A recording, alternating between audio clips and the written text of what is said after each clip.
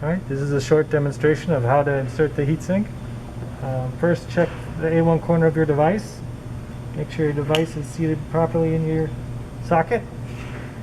Take your heatsink and place that on top. And then the orientation.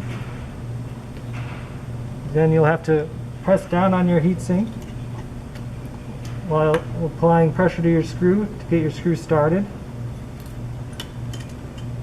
You have to do that on both sides.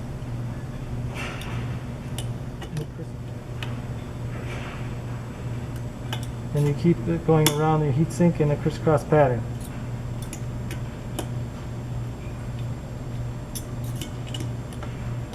So does that mean you got to turn very slowly?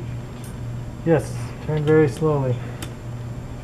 So 1 turn per screw.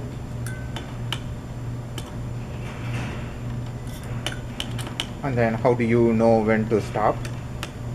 It'll stop when it's fully seated at the shoulder screw will be fully seated onto your socket.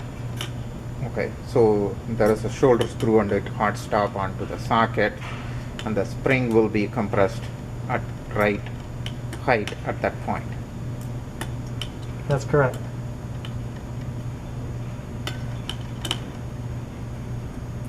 And it is very important to do it in a crisscross fashion. Is that right? That's correct. So that way the heatsink is compressing your device evenly and more straight down.